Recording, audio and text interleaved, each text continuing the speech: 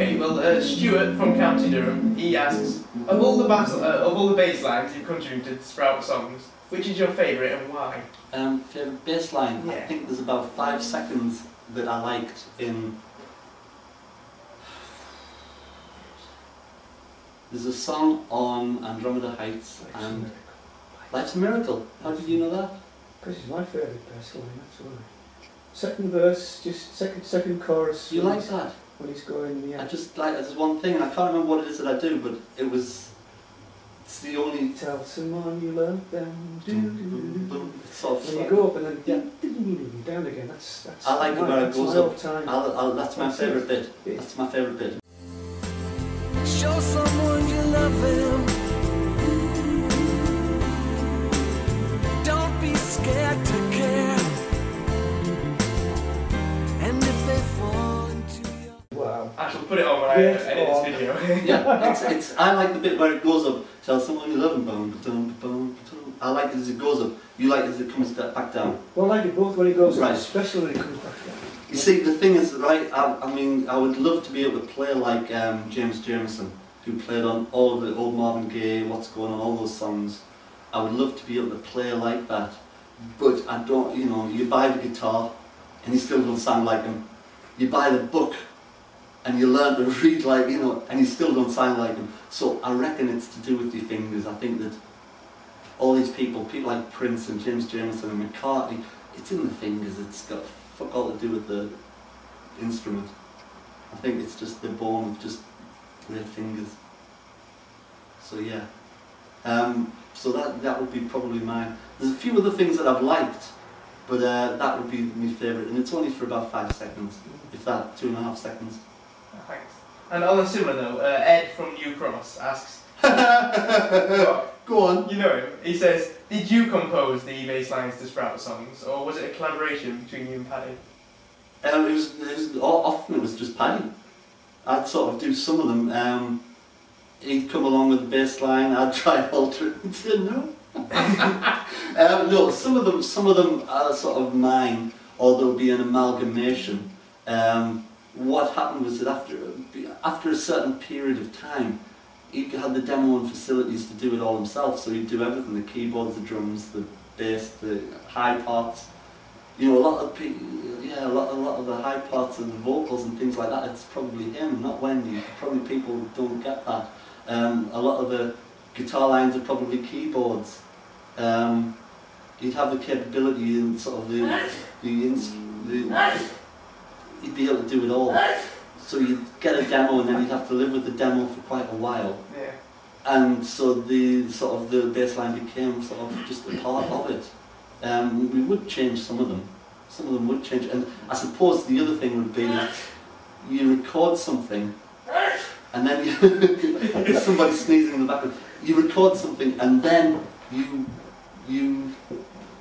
go out and play it live. And over the course of the tour, the whole, how you rehearsed it, how you listened to it, start with and played it, changes. And if you don't listen to the records since then, it's probably nothing like the actual record by the end of the tour. So they grow a bit, which keeps you involved, because otherwise you can just put a tape on. And I know that Neil would never play the same thing twice. He'd have an idea of something and then he'd elaborate on it. And if you know that Neil's going to elaborate at certain parts, then you start to elaborate. And then he'll try and trick you, and you start doing stuff on tour and the lighting guy would be involved in trying to capture certain rim shots that Neil would hit, or certain crash bang wallops, and we'd all be trying to catch each other out on tour. So you sort of, whatever you do, it sort of just grow a bit within some certain confines, I suppose. Okay, well the next question is probably my favourite one. It's from Mick Lynch in Ireland. Oh, I know Mick. You know him? And he says, whatever happened to the motorbike from the album cover, Steve McQueen, and who owned it? We hired it from a shop in Westgate Road in Newcastle. There's a famous motorbike shop, motorbike road in Newcastle called Westgate Road. And it had lots of vintage bikes on, so we hired it. And it's probably still there now, do you think? Could be, could well be. Could well be. Yeah. Hmm. See, it's better if there's mystery there. It is, isn't that's it? You don't want to let everybody know. Okay, There is no mystery. here's quite a general question. What are your favourite and least favourite Prefab Sprout albums and why? Oh, I don't know. That's from Peter Campbell in USA. My favourite Sprout album, I'd say, would probably be Megahertz. Troll the Megahertz. I'm not even on it. Well, you can't have that one because that's a Paddy solo album, isn't it, technically? Technically, yeah, it's one of my favourite things. I never listened to it, but yeah, I remember that. Jordan would be the one, probably, but I never listened to that, so I don't really know. Least favourites, I don't think we made a bad record. But once you've made them, and by the time they're released, I've probably heard them 1,000 to 2,000 times. So you sort of move on, and you want the next one. So I'm sort of, it's new to everybody else, but by that point, yeah. Okay, Daniel Truckee from Traverse City. He says, we've heard a lot about Paddy's musical influences, but what are your personal musical reference points, both in the past and recently? Well, they're very similar. We grew up together. All of his records were mine. All of my records are his. Kind of the same things. I love all the usual stuff that I don't need to mention, but I also love Captain Beefheart. My Head Is My Only House Unless It Rains is probably one of my favourite songs. Burt Bacharach, Alfie, one of my favourite songs, one of my favourite songwriters.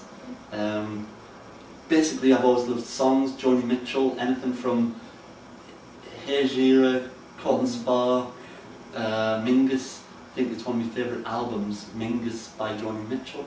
I've been listening to it for 30 years. I got it on 1980. So how long is it? Yeah, 27 years ago, and I got it for my birthday. I think Mingus had died on my birthday the year previously, and I've listened to it ever since, and I still find new things in it. So, yeah, what was the question? It was just that you've answered it. Yeah. I mean, you know, I love songs, and I still do, and I still look for songs. At the moment, this week, I've heard the Cherry Ghost record, which I think is fantastic. Only the single, Mathematics. I think it's a great song. Do you know it? I haven't heard of it. Hey, where you at, man? Yeah, so like songs, just whatever comes along, I go, oh yes. Paul Handyside out of Hurrah, who used to be on Kitchen with us, he's a fantastic songwriter, and he still writes great songs, and I look forward to hearing his songs. I don't play on them, but it's great to to wait. I'm waiting for a whole bunch of his new stuff to come through, and I just think, it's going to be great to hear it, and to get used to it, to listen to the lyrics and listen to the melodies and stuff. It's just,